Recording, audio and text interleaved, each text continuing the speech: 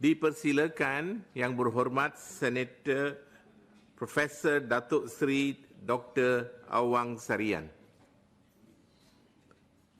Terima kasih Datuk Yang Dipertua. Assalamualaikum warahmatullahi wabarakatuh dan salam sejahtera. Saya memulakan wacana ini dengan merafakkan kesyukuran kepada Allah SWT, Tuhan Yang Maha Esa, atas kurnia nikmatnya yang melimpah ruah kepada negara kita. Mudah-mudahan kita senantiasa ingat akan pernyataan atau pertanyaan Allah sebanyak 30 kali dalam surah Ar-Rahman, surah yang Maha Pemurah, fabi ayyi ala'i rabbikuma tukadziban. Lebih-lebih pula hendaknya kita terus bersyukur akan agar ditambahi nikmat. La in syakartum la azidanakum wa la in kafartum inna azabi lasyadid. Datuk Yang Dipertua, saya ingin memulakan bicara dengan menyentuh premis atau landasan pembentangan belanjawan 2023. Saya ingin menegaskan istilahnya adalah belanjawan, bukan bajet secara rasminya. Dalam mukadimah perkara 4 ditegaskan soal amanah, kejujuran, ketulusan dalam menabung dan berbelanja, juga soal kepantasan berdasarkan kefahaman, dan dirumuskan dalam mukadimah perkara 5 bahawa belanjawan 2023 merupakan cerminan prinsip pertanggungjawaban dan sistem nilai luhur yang mampu mendepani tantangan semasa. Jadi dua kata kunci yang saya kira sangat penting, pertanggungjawaban dan juga sistem nilai yang luhur. Demikian juga saya merujuk pada 3 tekad yang disebut oleh Yang Berhormat Menteri Kewangan, iaitu pentingnya pemacuan ekonomi, yang kedua reformasi institusi dan tata kelola, dan ketiga keadilan sosial. Saya lebih menegaskan soal yang kedua dan ketiga, reformasi institusi dan tata kelola serta keadilan sosial. Dan ini merupakan suatu juga kata kunci yang mendasari atau melandasi falsafah dan matlamat pembentangan anggaran belanjawan 2023. Saya hendak merumuskan mukadimah ini dengan menyatakan bahawa jika program dilaksanakan dengan ikhlas berdasarkan tata kelola yang baik, insya-Allah kita akan dapat memenuhi konsep negara yang baik, yang makmur, yang diampuni Allah, baldatun thayyibatun wa rabbun ghafur. Dan saya memberikan seruan agar kerajaan benar-benar bersifat ikhlas dan jujur dalam melaksanakan program-program yang mengisi belanjawan 2023. Dan andai kata kerajaan benar-benar bersifat rahmah, walaupun pemimpinnya tidak bernama Siti Rahmah, insya-Allah akan menjadi kerajaan yang disayangi Allah dan sekaligus disayangi oleh rakyat, insya-Allah. Datuk Yang Dipertua dan rakan-rakan anggota Dewan Negara yang saya muliakan, saya masuk ke bahagian kedua, iaitu ulasan dan penghayatan tentang kandungan belanjawan dengan mengambil perhatian dan perhitungan lebih pada aspek yang saya kategorikan sebagai aspek pembangunan dalaman bangsa dan negara. Sebagian besar rakan sebelum ini telah banyak mengulas dan memberikan pandangan penambahbaikan dalam konteks pembangunan fizikal yang sangat penting, soal ekonomi, prasarana dan sebagainya. Tetapi saya memilih aspek ini berdasarkan asas yang lebih saya kuasai dan juga berdasarkan asas pemilihan sebagai profesional dalam bidang kebudayaan. Saya anggap sebagai mewakili juga konsep diri yang batin, diri yang hakiki pada individu manusia, hal-hal fizikal yang diuki oleh anggota badan, tetapi soal dalaman ini juga saya kira sangat mendasar untuk diberi perhatian oleh kerajaan dan pelaksananya. Yang pertama saya merujuk pada soal perpaduan pada halaman 46. Komen awal saya bahawa yang disebut dalam perkara itu lebih merupakan program-program operasional. Saya kurang melihat adanya kupasan ataupun asas yang lebih hakiki. Yang penting, juga pernah disebut oleh 2-3 kali oleh Yang Berhormat Datuk Dr. Azhar sendiri, iaitu keperluan kita mendasarkan pembangunan negara dengan merujuk pada pancang-pancang. Andai kata perpaduan tidak didasarkan pada pancang-pancang negara seperti perlembagaan, rukun negara dan sebagainya, tak akan tercapai perpaduan yang hakiki. Kita mungkin seperti tahun 60-an, 70-an, saya masih ingat perpaduan makan durian. Tapi itu tidak salah, tetapi yang hakiki, bagaimana kita dapat membelai jiwa warga negara kita agar dapat menghayati, menghormati dan melaksanakan asas-asas kenegaraan, perlembagaan, rukun negara dan sebagainya. Sebagai contoh, kalau mengambil prinsip yang kelima, kesopanan dan kesusilaan. Apabila tidak dikawal perkataan, nistaan, cercaan, umpatan, fitnah dan sebagainya, maka ini satu unsur yang dapat memecah belahkan perpaduan. Bukan saja antara kaum, bahkan dalam keluarga, dalam masyarakat, dalam parti. Ini saya kira sangat penting diberi perhatian oleh kerajaan dan pelaksana program-program perpaduan. Dan saya sangat mengimpikan perpaduan yang beberapa lepas disebut oleh Datuk Bala, yang berdasarkan ayat 13 dalam surah Al-Hujurat. Kita mengimpikan bagaimana sunatullah, ketetapan Allah menjadikan kita ini daripada lelaki dan wanita berbangsa-bangsa, berpuak-puak. Bukan untuk bermusuh, bukan untuk berseteru, tetapi untuk li ta'arafu, saling berkenalan, saling menghormati, saling menyayangi, saling mempelajari kekuatan bangsa lain untuk kemajuan tamadun bangsa kita. Itu. Tapi bagaimana ini dapat dicernakan kalau asas-asas tunjang itu tidak ditekankan dalam soal penghayatan belanjawan negara dan pelaksanaan program-programnya. Dan tetapi dalam pada itu, dalam pada kita hendak memelihara keadilan supaya tidak ada kaum, seperti yang saya tegaskan juga dalam ucapan sulung, tidak ada bangsa yang ditetapkan miskin dan tidak ada bangsa yang ditetapkan kaya. Kaya miskin merupakan ciri yang tetap ada pada semua bangsa. Maka itu keadilan sosial hendaklah diberikan kepada semua rakyat tanpa mengenal kaum. Namun dalam pada itu jangan pula kita nafikan adanya dasar-dasar afirmatif untuk tujuan keadilan sosial juga. Bagi kaum-kaum yang masih lemah dan soal tertentu, bermain di padang yang tidak sama rata, maka hendaklah ada program-program khusus untuk membantu kaum itu agar dapat setara sekurang-kurangnya dengan kaum-kaum tertentu yang sudah mencapai kejayaan dalam soal ekonomi dan sebagainya. Dan ini saya kira juga bertepatan dengan huraian sejarawan besar kita, Ibn Khaldun dalam kitab Al-Muqaddimah, yang menegaskan bahawa soal kita memperjuangkan hak-hak bangsa kita itu sesuatu yang alami sifatnya, yang sesuatu yang fitrah, asalkan tidak sampai menafikan hak kaum-kaum lain. Maka ini saya kira juga perlu sama-sama kita hayati supaya dasar-dasar afirmatif yang dilaksanakan sebagai dasar ekonomi baru dan sebagainya itu tidak dipertikaikan dan tidak dipersoalkan.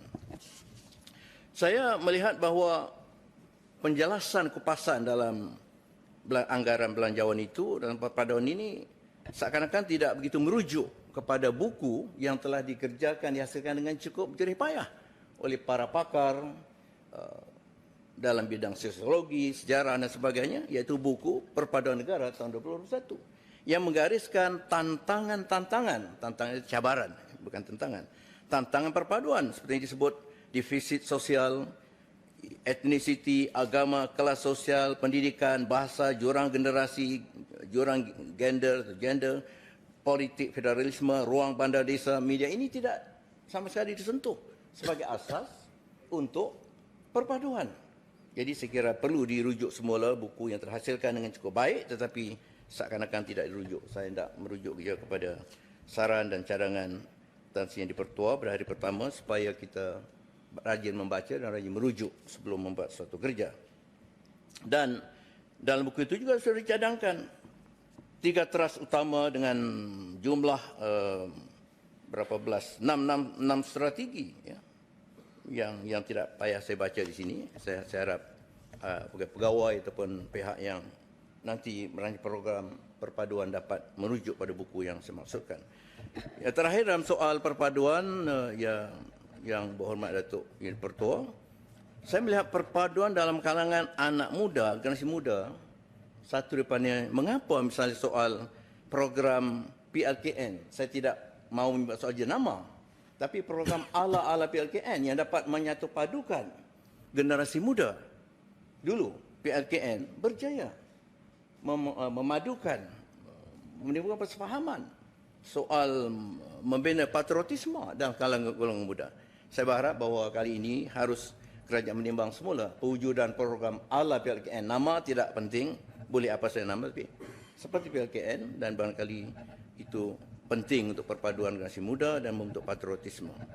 Dalam soal perpaduan, saya nak rumuskan dengan beberapa patah ungkapan. Seikat bak sirih, serumpun bak serai. Demikianlah harusnya masyarakat Malaysia, dan mufakat membawa berkat, insyaAllah. Yang kedua, Datuk Yang Pertua, kerana disentuh juga saya ikut urutan syiar Islam. Saya tidak akan banyak menyentuh, tetapi saya melihat juga dalam teks itu lebih banyak tentang soal pentadbiran, termasuk iktirafan seperti elaun, imam, guru kafan sebagainya. Itu penting juga. Tapi seperti kata sahabat saya Datuk Hatta, tak mencapai tahap minimum, ya, gaji minimum 900, setakat 1,300, itu juga boleh ditimbangkan. Tapi saya melihat soal pengisian syiar Islam yang sepatutnya dirangkumkan dalam perancangan yang berbentuk reformasi atau transformasi institusi wakaf dan zakat. Tadi disebut oleh Yang Berhormat Tuan Haji Hussein, ya, iaitu bagaimana institusi wakaf dan zakat ini harus digerakkan, walaupun ini kita tahu di bawah kuasa Raja-Raja Melayu, tetapi kerajaan saya kira perlu mengadakan inisiatif untuk mendekati istana bagi membincangkan bagaimana dapat digerakkan institusi zakat dan wakaf sebagai satu sumber penting bagi penggunaan ekonomi umat Islam dan bahkan juga ekonomi masyarakat seluruhnya.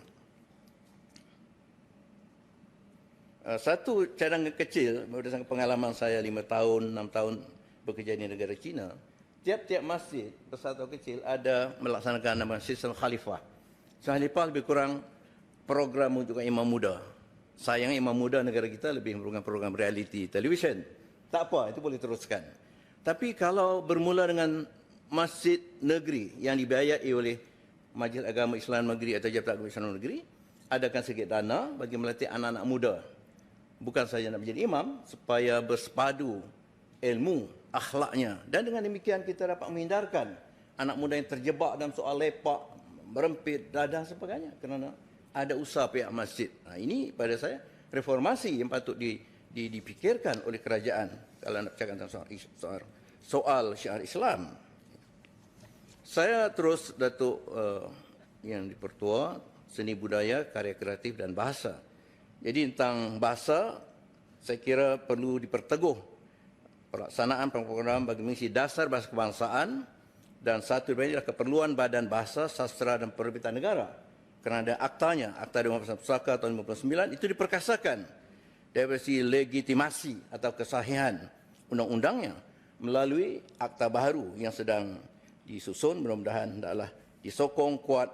Kerana akta baru ini sesuai dengan perkembangan zaman. Akta Dewan Bahasa 99 sekadar menentukan struktur peralihan daripada badan kerajaan, jabatan kerajaan menjadi badan berkanun. Itu saja, kuasa lembaga pengelola dan sebagainya. Tetapi arah hala tuju pengisiannya tidak cukup jelas. Maka itu saya menyarankan dan supaya ditimbangkan akta baru Dewan Bahasa Pustaka yang sedang susun ini harus mendapat sokongan untuk menjadikan DBP benar-benar sebagai badan penarafan.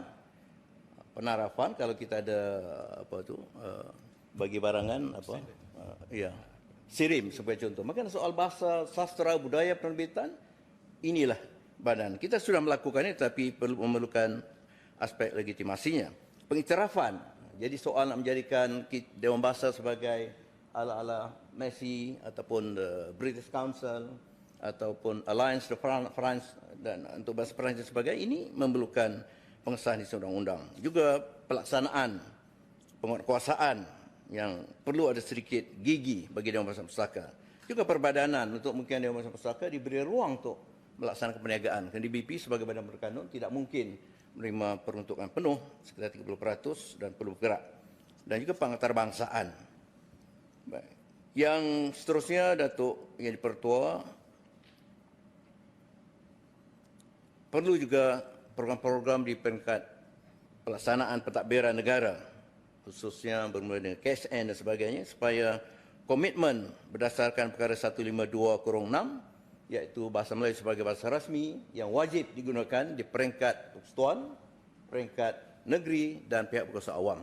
Kalau ini tidak dilaksanakan, maka kita akan kehilangan satu tunjang besar. Tentang dasar buku negara, walaupun tahun 2010 telah ada, tapi saya melihat lebih pada soal gerakan membaca, minat membaca. Dasar buku negara mesti menampilkan pemenuhan taraf negara maju seperti yang ditetapkan oleh UNESCO.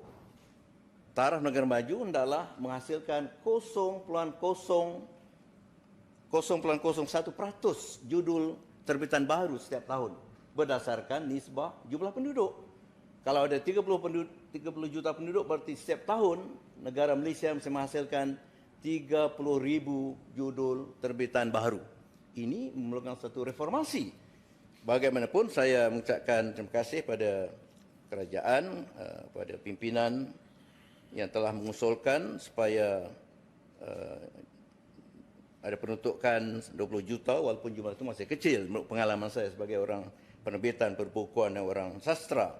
Tetapi tak apalah, kita bermula dengan 20 juta, barangkali sebagai satu cabaran. Kalau kita dapat memenuhi, barangkali peruntukan akan diberikan, kerana ini memerlukan satu perancangan yang cukup besar.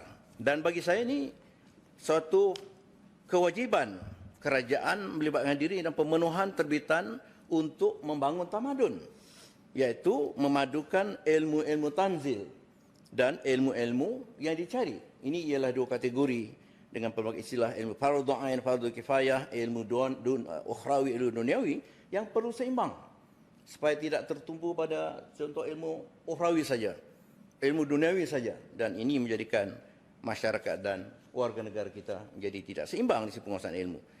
Dan juga keperluan penerbitan berpakej yang merentas ratusan bidang ilmu dan merentas khalayak ilmu dalam khalayak. Bagaimana karya-karya induk yang disebut oleh Perdana Menteri Ibn Khaldun, Iqbal, Nuruddin Araniri itu tidak mungkin dapat dibaca oleh anak-anak muda. Yang mantan muda pun saya kira tidak berminat membacanya. Maka perlu dihasilkan bentuk yang dinamakan terbitan turunan, dianimasikan, dikomikkan, dimultimediakan, diterbitkan dalam bentuk dia katakan edisi permudah ataupun yang dia katakan simplified edition. Ini memerlukan kos yang tinggi dan Dewan Bahasa sudah mengira kurang-kurangnya 36 juta untuk menjadikan karya-karya besar itu dalam bentuk yang kreatif, industri kreatif. Bagaimanapun angka yang diberikan sekira 102 juta itu berpada untuk peringkat awal ini bagi kita menghasilkan industri kreatif. Satu lagi aspek yang penting dalam soal budaya ini, soal warisan. Saya menyentuh juga dalam ucapan sulung saya bagaimana ada 40,000 lebih kurang manuskrip Melayu bertebaran di seluruh dunia. Dalam bidang undang-undang, ketatanegaraan, perubatan, persenjataan, diplomasi, historiografi atau persejarah dan sebagainya. Tetapi kebanggaan saja tidak dikerjakan. Maka ini memerlukan suatu program pelatihan sarjana-sarjana untuk berhasil mengkaji kekuatan yang ilmu-ilmu watan dalam manuskript Melayu lama yang diakui oleh sarjana-sarjana barat. Ini bukan soal ilmu watan, ilmu yang klasik saja, tapi ilmu itu dapat diangkat, disesuaikan dengan keperluan zaman moden. Dan berkaitan dengan itu juga, pada hemat saya, kerajaan perlu memberikan perhatian berat pada soal memastikan bahawa kebudayaan ini, seperti saya katakan, jangan disorokkan di bawah pelancongan. Mesti dijadikan satu komponen penting dalam Jemaah Menteri pada zaman Tan Sri Pertua dulu menjadi menterinya. Kita ada waktu itu bunga kekwa, semerbak, mekar, harum bunga kekwanya. Kementerian Kebudayaan, Kesenian dan Warisan.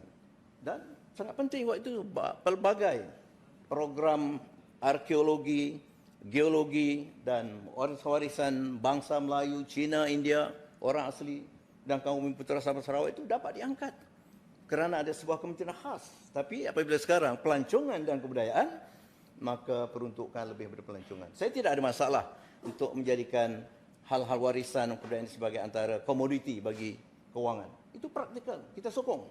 Tapi jangan sampai hanya untuk wang kita kurangkan biaya untuk menghidupkan warisan kebudayaan.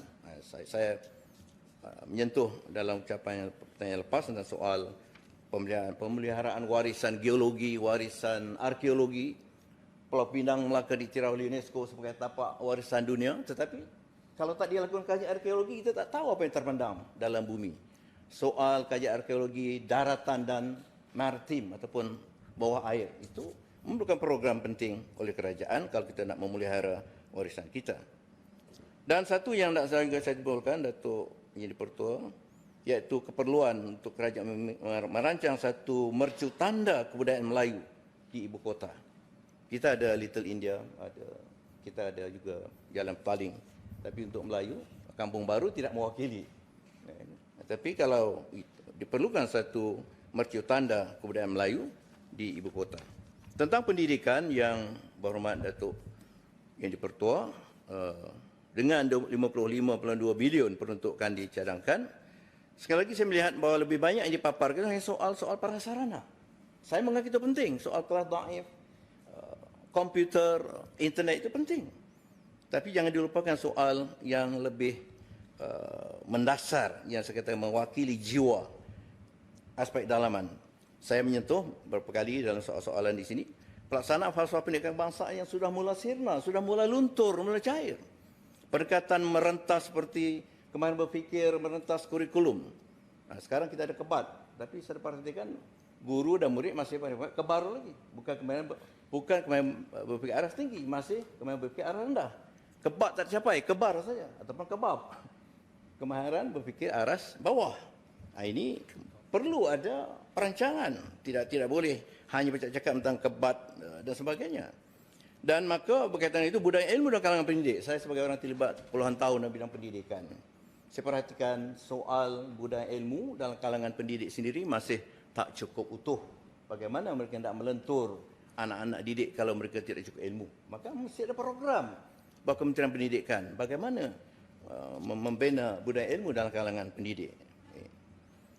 Kemudian tentang pendidikan tinggi, saya ingin menyentuh soal pembinaan warga sarjana dan pelajar yang seimbang kesejahteraan dengan kewatanan. UKM sudah menjadi universiti watan. Memang ada kesulitan nak memenuhi KPI, ranking yang saya timbulkan hari itu. Maka UKM berapa pulas nak membuat peimbangan antara rankingnya, penarafan antarabangsa dengan nak menjaga watan, warisan budaya, patriotisme dan sebagainya. Maka KPT, Kementerian Pendidikan Tinggi, perlu melakukan sesuatu untuk membuat perancangan, membuat suatu penilaian semula tentang apa hala tuju Kementerian Pendidikan Tinggi ataupun pendidikan kita. Dan juga saya nak menyentuh soal pelan pemartabatan bahasa Melayu sebagai bahasa ilmu di IPT yang sudah dimulakan pada tahun 2011, ternyata masih gagal hingga kini. Saya tahu, saya juga terlibat. Ada satu program baru iaitu membuat penilaian dan diadakan pelan baru. Tapi pelan baru jangan jadi pelan-pelan. Pelan-pelan tak jadi, dia mesti laju. Kalau tidak, pelan pemartaban Melayu tidak bisa menghasilkan karya-karya ilmu dalam bahasa negara kita. Dan juga soal keadilan bidang STEM dengan bidang sains sosial dan kemanusiaan ini satu isu realiti yang mesti dikaji semula oleh Kementerian Pendidikan Tinggi. Jangan sampai sarjana bidang sains sosial dan kemanusiaan seakan-akan terpinggir. Jadi sarjana kelas 2 dari segi peruntukan penyelidikan, peruntukan penerbitan dan soal kenaikan pangkat. Ini keluh kesah yang bukan saya dengar-dengar saja, tapi sebagai orang yang duduk di kampus, universiti, ini satu realiti yang mesti dikaji. Jadi yang Datuk yang dipertua, saya sudah sampai di hujung. Kalau boleh diizinkan saya menyampaikan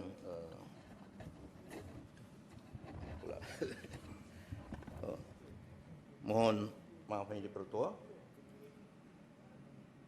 Untuk tujuan kita membina masyarakat madani, kita mesti berasaskan keutuhan dan kepercayaan kita adalah satu keluarga besar. Maka sajak yang saya nukilkan ini bertajuk Kita Sekeluarga. Dikau, daku dan mereka membentuk kita meskipun berbeda raga, bangsa, agama dan budaya. Yang berbeda itu diri kita yang zahir. Daripada sunatullah dijadikannya daripada lelaki dan perempuan. Membentuk neka bangsa, neka puak, neka kabilah untuk lita'arafu. Saling mengenal, saling menghargai, saling menghormati, saling mempelajari, saling memanfaatkan kelebihan dan kekuatan umat-umat di Mayapada. Falsafah dan fikrahnya, ilmu dan keterampilannya, teknologi dan pengurusannya. Demikian Al-Hujurat ayat 13 mengisbatkan isyarat. Daku, dikau dan mereka sebenarnya adalah keluarga kabilah Bani Adam, bangsa sarwa jagat, untuk berkongsi nikmat dan rahmat, untuk berbagi kurnia dan anugerah. Hati gajah sama dilapah, hati kuman sama dicecah. Di Nusa ini, kita anggota satu keluarga besar bangsa Malaysia. Waris tamadun besar belahan timur dunia. Waris milah dan hadrah Islam. Waris lunyu buah fikir kongsa. Waris falsafah Siddhartha Gautama. Waris Beda kitab Hinduisme. Waris ajaran Al-Masih. Berdialoglah kita, membina saling pengertian, persatuan dalam kepelbagaian. Dan saya tutup dengan memohon sama-sama kita berdoa, mudah-mudahan bismillahirrahmanirrahim. Allahumma walli umurana khiyarana wala tawil umurana syirarana. Ya Allah, lantiklah untuk urusan kami pemerintahan orang-orang yang terbaik dalam kalangan kami. Janganlah engkau lantik untuk urusan kami orang-orang yang terburuk dalam kalangan kami. Demikian saya menyokong Undang-Undang Perbekalan 2023. Assalamualaikum warahmatullahi wabarakatuh dan salam sejahtera.